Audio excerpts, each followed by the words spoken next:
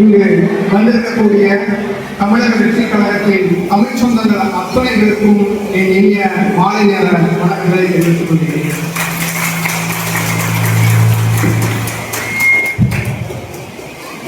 இந்த தாவேகா பூத், எனது பூத் பயிற்சி பட்டறை மற்றும் கிளைக்கழக நிர்வாகிகளுக்கான ஆலோசனை கூட்டத்தை தலைமை பொறுப்பேற்று நடத்தி கொண்டிருக்கக்கூடிய திண்டுக்கல் மேற்கு மாவட்டத்தின் செயல் வீரர் செயல் செய்யாத பாசத்திற்கும் பெரும் மதிப்பிற்கும் உரிய மாவட்ட செயலாளர் கார்த்திகராஜன் அவர்களுக்கு எனது பணிவான வணக்கங்களை தெரிவித்துக் கொள்கிறேன்.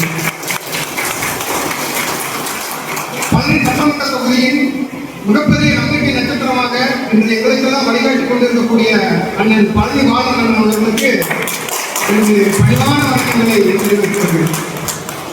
இன்றைக்கு இந்த பழனி நகரத்தை மிக சிறப்பாக வலிமையாக கட்டமைத்துக் கொண்டிருக்கக்கூடிய பழனி நகரத்தின் செயலாளர் அண்ணன் முது மனோகரன் அவர்களுக்கு எனது பணிவான வணக்கங்களை தெரிவித்துள்ளேன். மற்றும் இங்கு குழுமிருக்கக்கூடிய சார்பணி அமைப்பாளர்கள், நகர நிர்வாகிகள், பேரூர் நிர்வாகிகள், பழனி வடக்கு ஒன்றியத்தினுடைய நிர்வாகிகள் அத்தனை பேருக்கும் எனது சிறந்தார்ந்த பணிவான வணக்கங்களை தெரிவித்துக் கொண்டு எனது உரையை கொடுக்கிறேன். இன்றைக்கு இந்த பயிற்சி பட்டறை தாவேகா பூத், எனது பூத் என்கிற இந்த பயிற்சி பட்டறையின் நோக்கத்தை முதலில் நான் சொல்லிவிட்டு பேச ஆரம்பிப்பது சால சிறந்தது. இன்றைக்கு எந்த அரசியல் கட்சிகளை எடுத்தாலும் இந்த பூத் கமிட்டி மீட்டிங், ஆலோசனை கூட்டம் அல்லது இந்த பூத் கமிட்டி மெம்பர்ஸுக்கு நம்ம கொடுக்கக்கூடிய அந்த ட்ரைனிங் பயிற்சி என்பது மிக மிக முக்கியமானது. ஏன் மிக மிக முக்கியமானது? நம்ம கொள்கைகளை பேசுறோம், கோட்பாடுகளை பேசுறோம், மக்கள் பிரச்சனைகளை களத்தில் சென்று பார்க்கிறோம், அதை தீர்த்து வைக்கிறோம், மக்களோடு பேசுறோம், நலத்திட்ட உதவிகள் செய்யறோம், சட்டப்பூர்வமான சிக்கல்களை சட்டப்பூர்வமாக அணுகி அதற்கான தீர்வுகளை உச்சநீதிமன்றம் வரைக்கும் சென்று தீர்த்து வைக்கிறோம். உதாரணத்துக்கு கௌரவ சட்டத்தை சொல்லலாம். அதுக்கு நம்ம தமிழக வெற்றி கழகம் போட்ட அந்த மனு ஒரு மிக முக்கியமான காரணம். இப்படி எல்லாம் இருக்கும்போது இந்த இங்கதான் 234 தொகுதிகளும் தமிழக வெற்றி கழகத்தின் அடிப்படை. அப்ப ஒவ்வொரு வார்டிலையும், ஒவ்வொரு தெருவிலையும், ஒவ்வொரு பகுதியிலையும் எத்தனை வாக்காளர்கள் இருக்காங்க? ஒரு வார்டு எடுத்துக்கணும், அந்த வார்டில் எத்தனை வாக்காளர்கள் இருக்காங்க?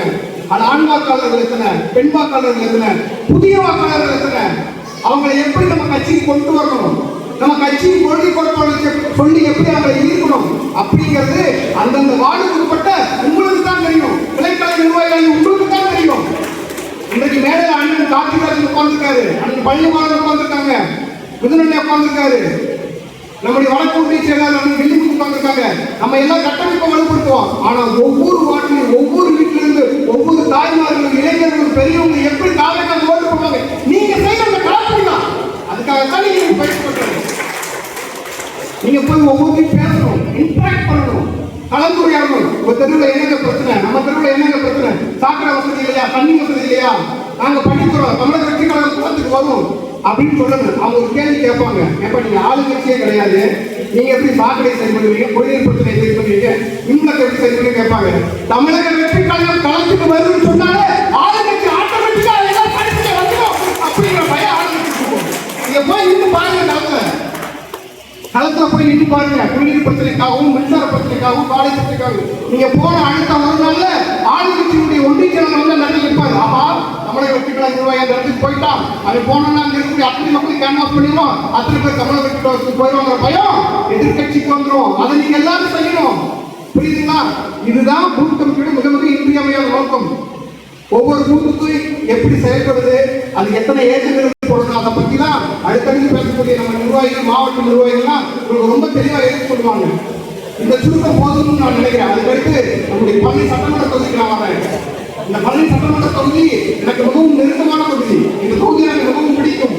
இன்றைக்கு சென்னை பனையூருக்கு அடுத்து ஒரு மிகப்பெரிய சட்டமன்ற அலுவலகத்தை கொண்டது நம்முடைய பழனி சட்டமன்ற தான். அதனால நம்ம ஒரு பெருமை, நம்ம தான் சொல்லணும், நம்ம பெருமை நம்ம தான் சொல்லணும், நம்ம மக்கள் தானே, நம்ம நிர்வாகிகளுக்கு நம்ம தான் எடுத்து சொல்லணும். அந்த அளவுக்கு மிகச்சிறப்பான ஒரு தொகுதி. இன்றைக்கு தமிழக வெற்றி கழகத்தின் 2027 சட்டமன்ற தேர்தலின் போது எலெக்ஷன் முடிஞ்சதுக்கு அந்த ரிசல்ட் வரும். அந்த ரிசல்ட் வரும்போது அதெல்லாம் ஒரு கட்சியாக அளவுக்கு தான் இன்னைக்கு நிலைமை இருக்குது.